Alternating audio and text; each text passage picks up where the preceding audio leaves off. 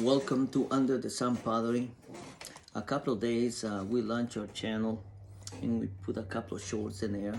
And thank you very much for all the views, likes, and it's awesome. So today I'm launching the throwing series, and I'm gonna tell you about the format that we're gonna use.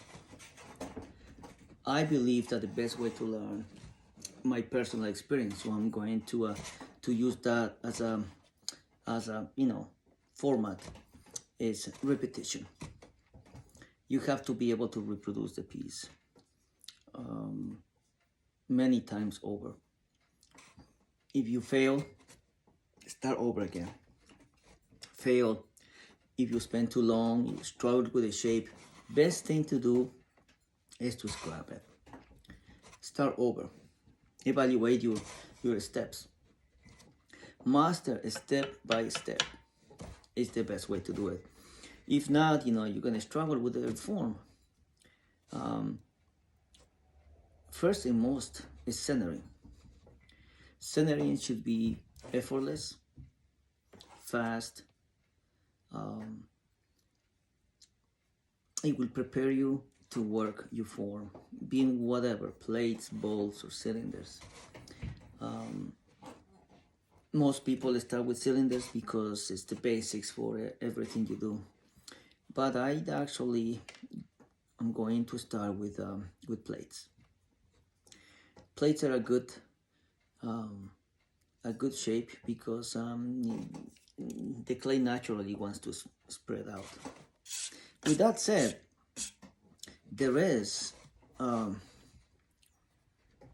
also a very good chance that beginners are going to fail doing the plates. So, because they require to be perfectly centered.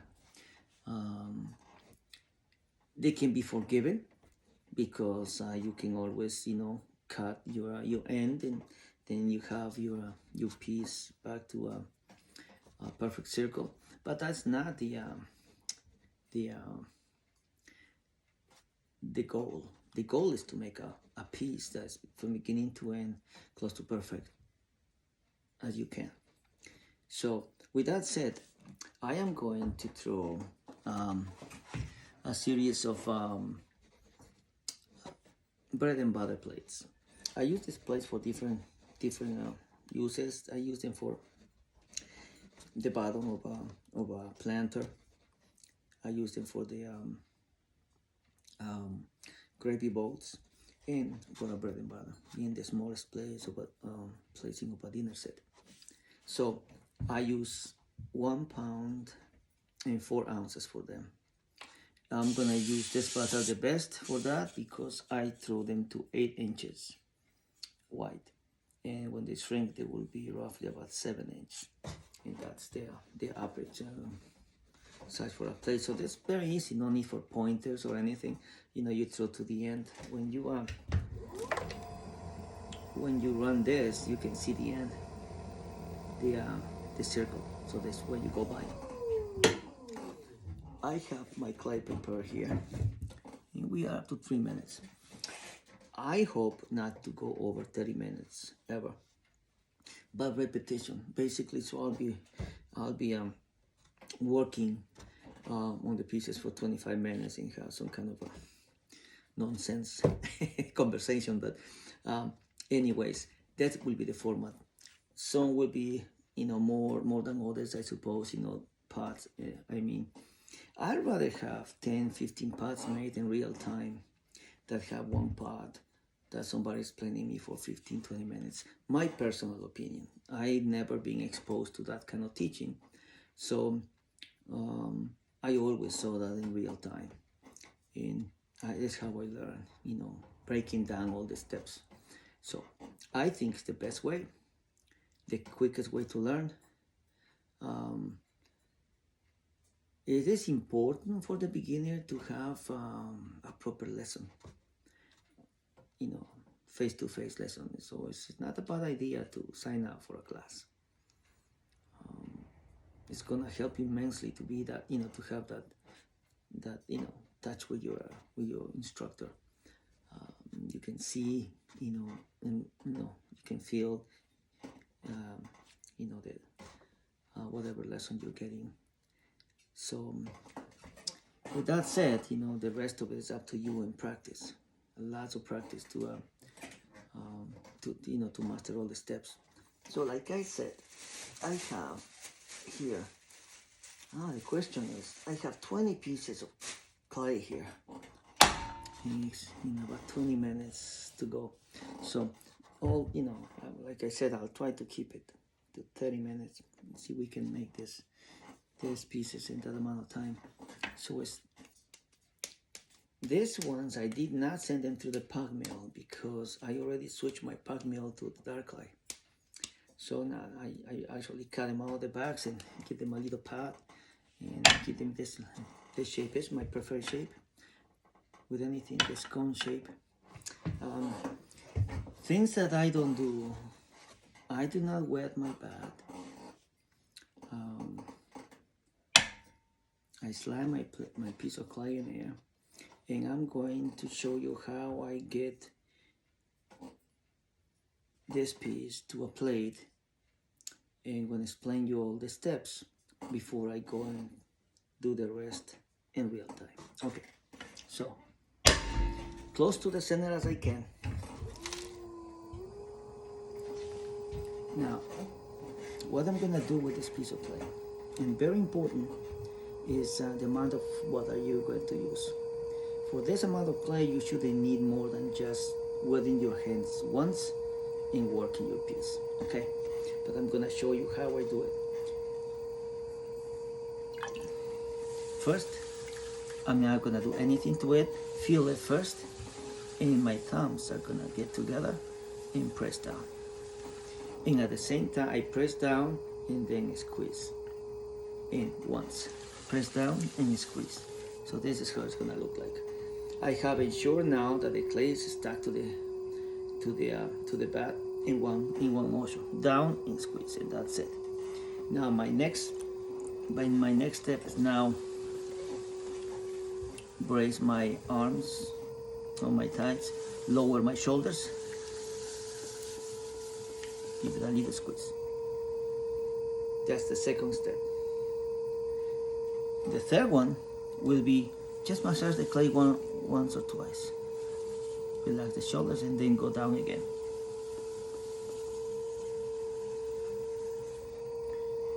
The last one, for a plate, will be to flat this piece a little more. So this, as in my last step, I'm going down. I'm gonna use my thumbs to press down and open my hands up, allowing the clay to spread out. Okay? So down and out, and then you have a lower pancake. This one now, in one motion, I'm gonna go and press down and spread the plate. Compress a couple of times.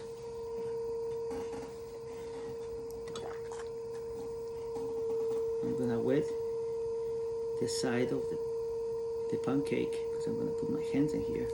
This thumb is gonna push in, allowing the sponge to go inside. The reason I don't just use a sponge is because of I'll be hitting that and your rim is gonna get all wiggly. So first I bring it in a little bit from here, but I'm showing you. And then I can go in. Well, I'm pressing all the way to the back, not leaving any clay here. The next one, I'm gonna wet the inside of the lip. This sponge is not gonna do anything. It's gonna be this finger. This finger is gonna rest on the side, and the inside finger is gonna stretch. It's gonna do the pull, and it's gonna roll over. This finger is gonna stop under the rim, and this will roll over, creating a perfect round edge. The last part is gently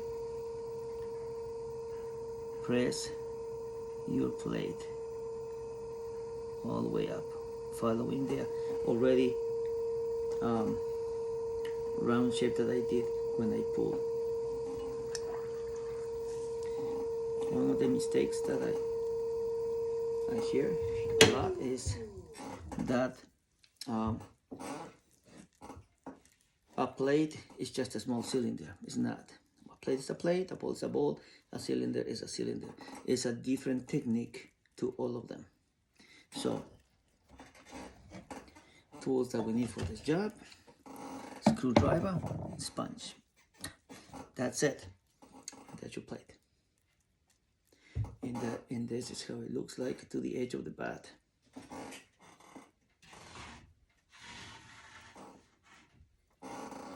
Now, real-time throwing. I explain to you as much as I can what I'm doing. Get my bat in, piece of clay, slam,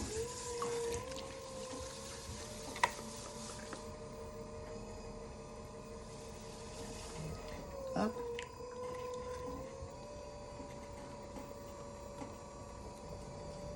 out, give it a little massage, get this quick, sponge under,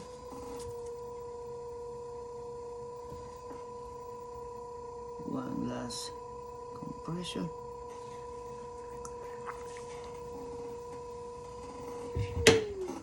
I do not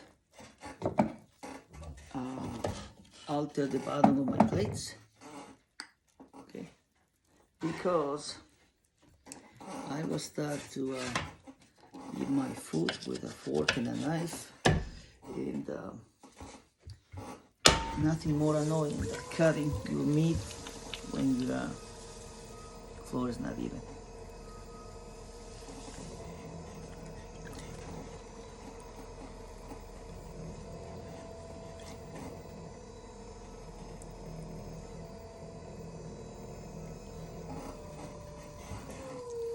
You follow the steps.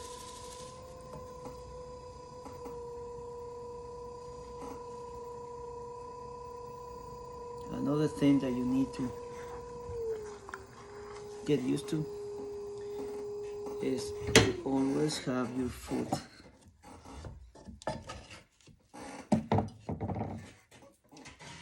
in the pedal. If you learn to drive, this should be a piece of cake. I also seen a lot of people setting the speed and then working with a piece like that. That's not a good idea. I mean, I'm talking about preferences. There's no right or wrong. I'm just saying that for what I do and how I do it, that serves no purpose. I want to control every aspect of my piece. Speed, flow. If I go faster, my hands move a little bit faster. If I go slow, I slow down the movement of my hands. It's everything in your body works in unison.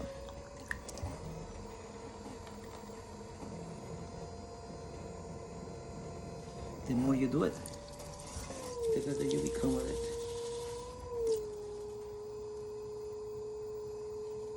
Not a lot of people make plates or make plates the way I do. A full dinnerware set because they take a lot of room in the kiln. But I want people to have my pottery, to enjoy full sets, have everything. Hopefully they enjoy every single piece that they buy from me. Moves a little bit. It does happen. But it's not the end of the world. Quick reaction. I guess lower the speed very quick and just tighten your grip. It's worst things can happen.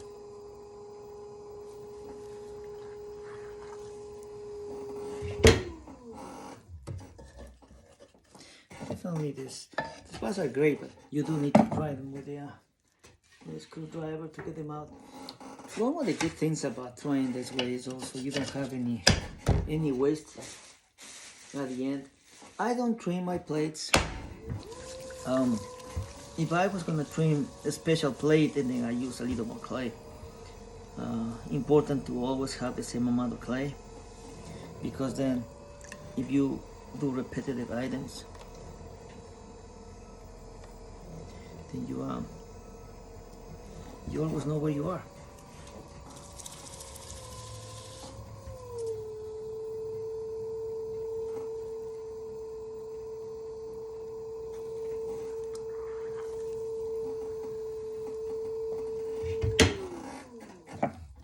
I try to limit the use of ribs.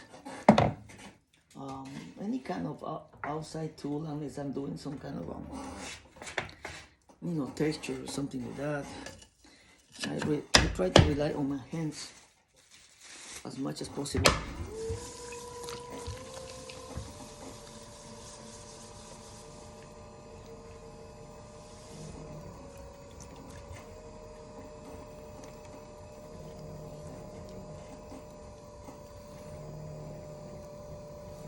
One of the drawbacks of my new water bucket is that it's narrow on the top.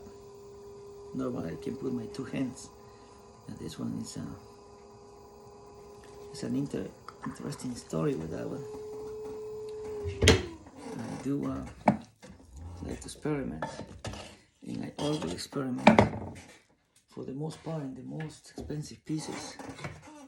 And, whenever something goes wrong, there's no refiring. If there's any flaw, it's gotta go. Either throwing, a handle that is slightly cracked, or the glaze that didn't perform the way I wanted to. There's no refirings. There's once a year I try to give all my parts that I cannot take to shows, and people can come and get them for free. Still perfect to use, but I will not put it on the shelves. Every so often you find a piece that it went through, it has a flaw in it, so bring it home.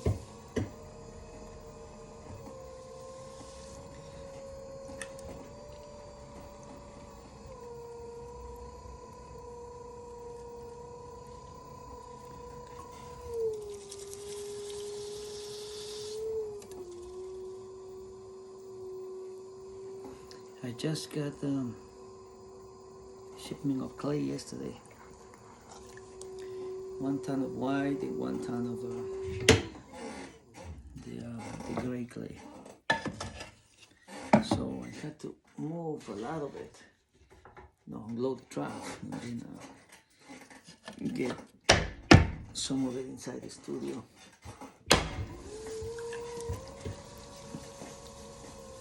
It was kind of fun.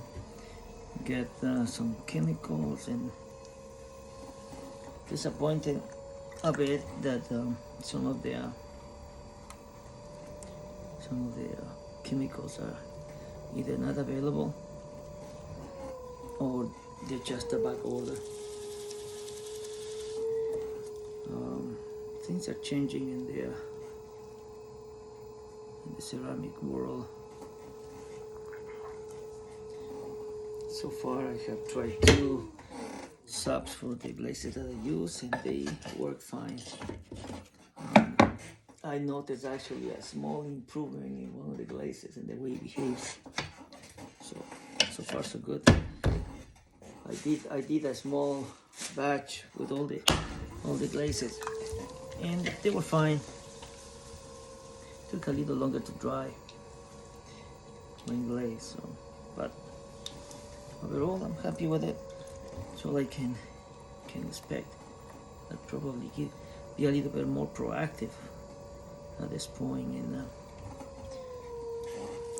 getting a larger supply, probably for at least a year.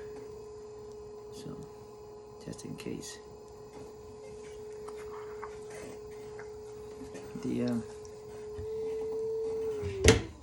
companies are making a lot of the commercial glazes. I'm not sure if they're having the same problem, but they keep pumping out thousands of premix glazes now. So I don't know. I hope my share of chemicals are not going there.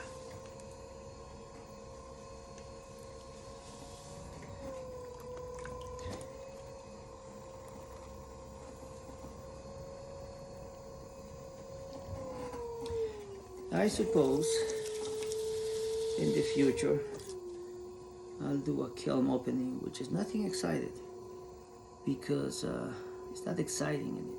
I mean, because the glazes that I use have to be fired to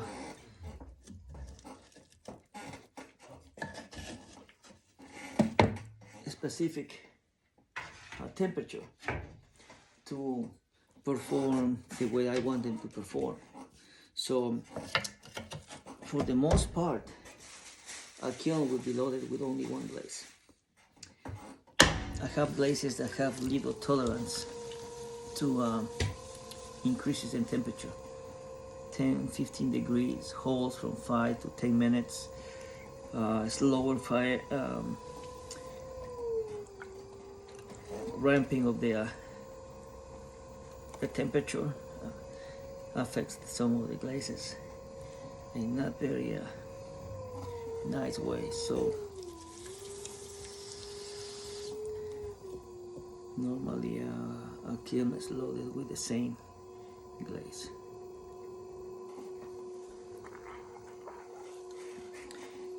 I have toyed with the idea of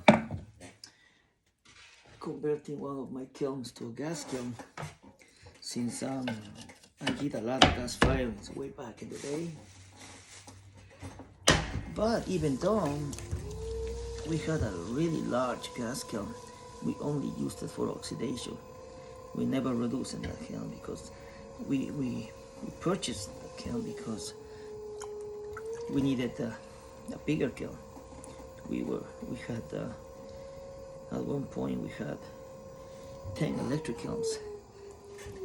Talking about the big Baileys oval kilns, which are about 2.5 size of the 1227 Scots, but it just wasn't enough.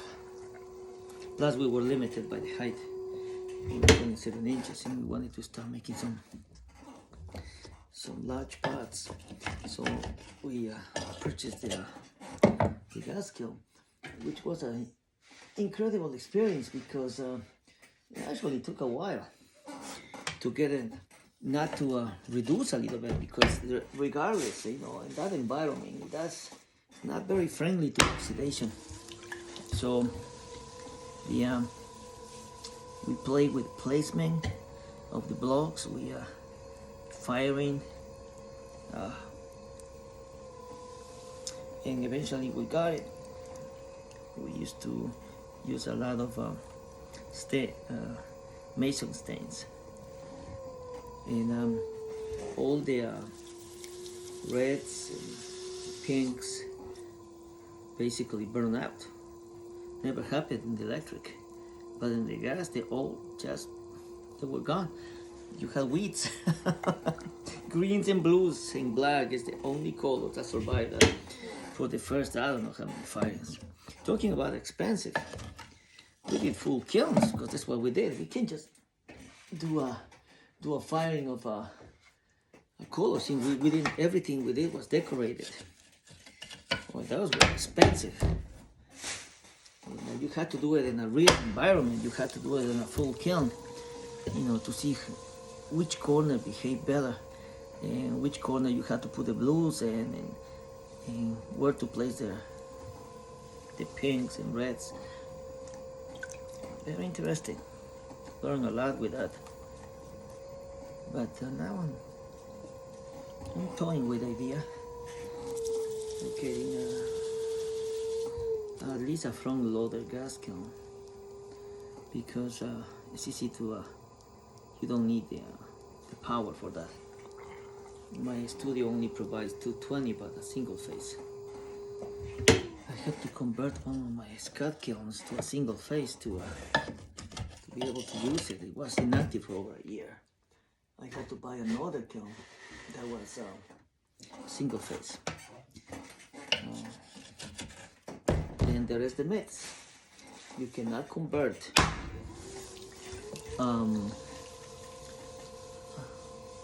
three-phase kiln to a single phase. Those are, I went and I talked to Scott, very unhelpful in that sense.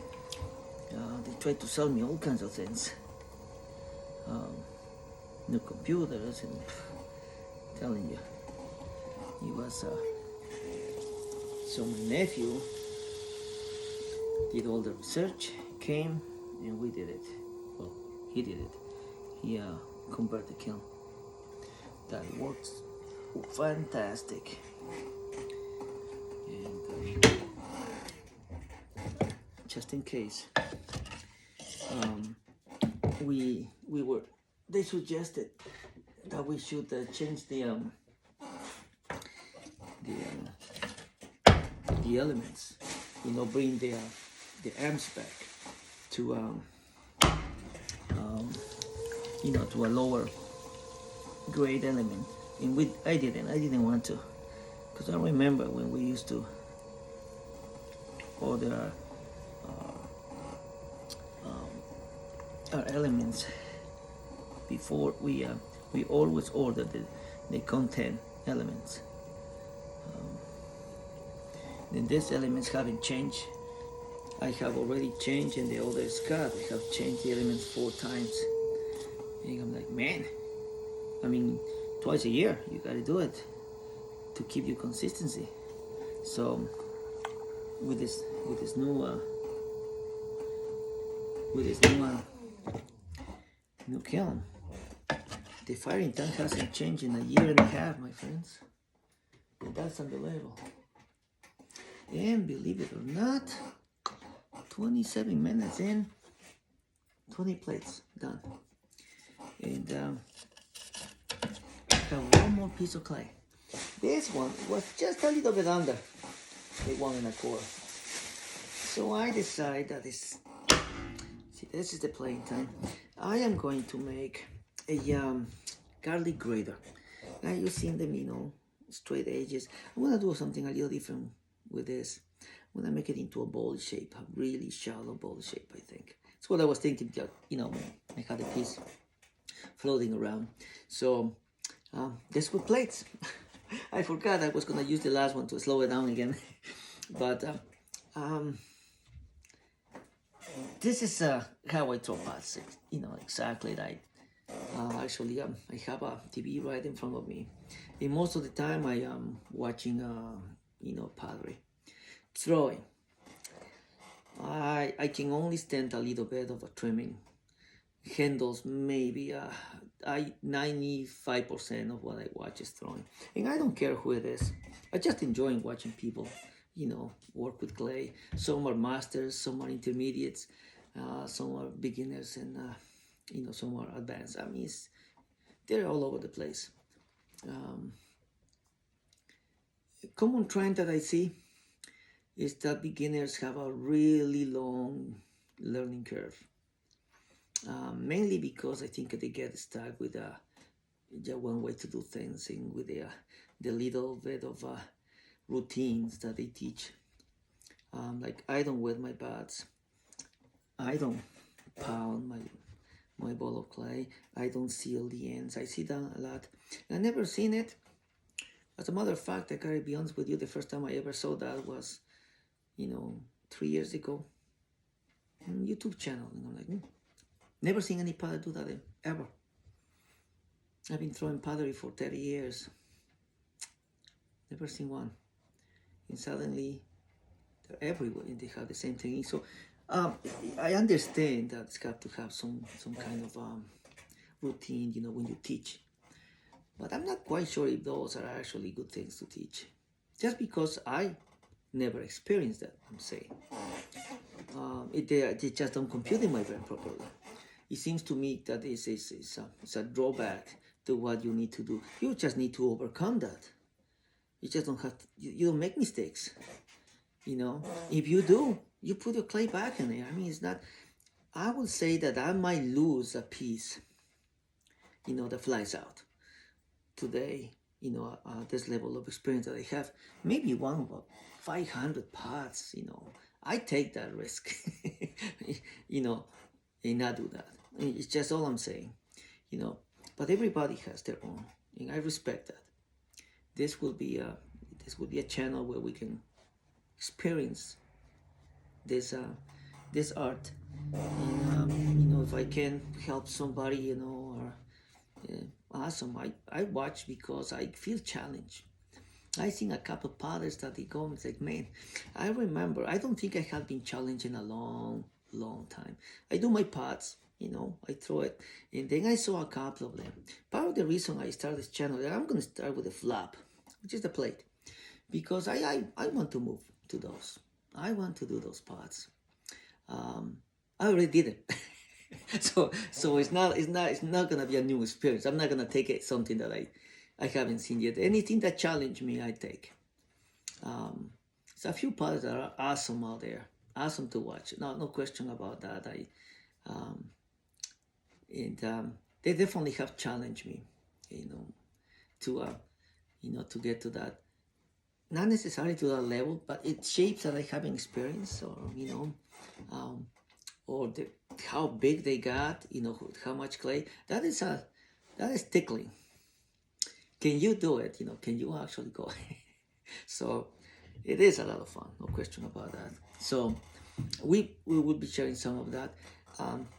During those shorts, I was actually throwing planters with recycle. That was definitely in the hard side, I'm telling you. And I don't care how I recycle. I throw pieces that are not quite ready or in between, leather hard. So when I pack the thing, they come. It's not even. Now that's a challenge. And I throw them all. I did them all. That's a struggle. I struggle for about an hour every 2 weeks or so. I could be more careful, but I put them in my plaster baths, and they I got lazy. I was busy doing things for the show, and they stay there for 3 extra days. I put plastic on top, but plaster baths absorb the moisture. If you were going to leave it in plastic, that'll be fine, but I didn't take them out. So when I put my finger in there, it's like, oh man, they were hard. I processed them, I processed those to the pug mill twice. And then when I threw them, man, that was a workout. You can tell by the way their rings looking and stuff. I mean, I fixed them all. Like, they all look great. But, that's one of the perks.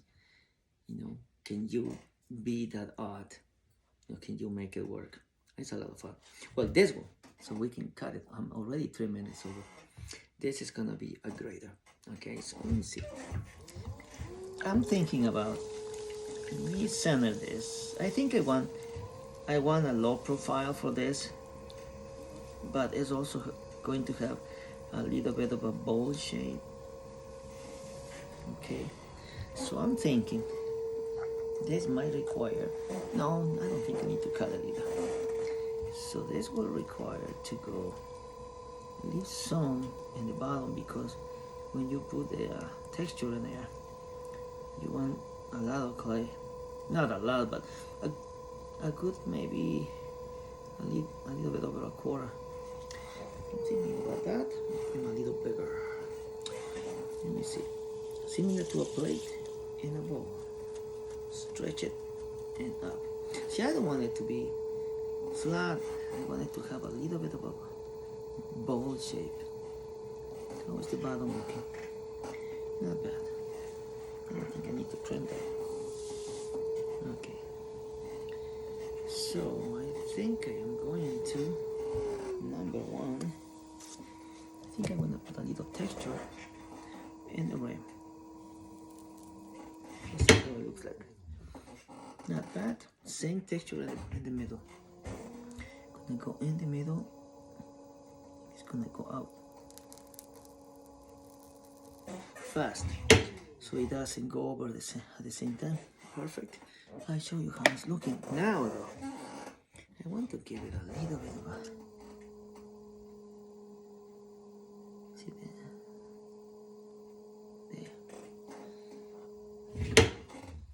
So this is the bonus piece today. An oil grinder. There, and let me see, can you see it? Texture inside, rim, and it has a little bit of a flat rim in there.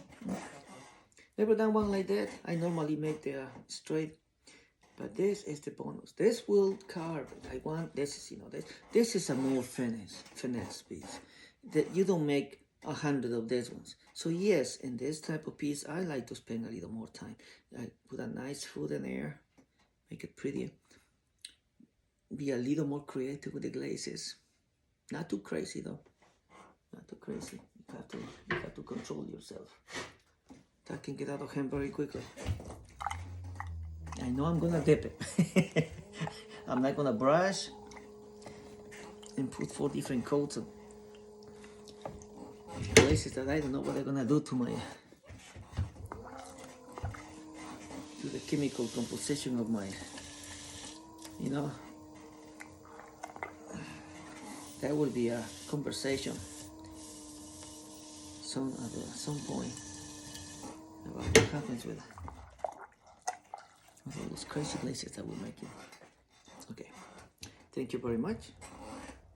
6 minutes over. All right, thank you, and see you next time.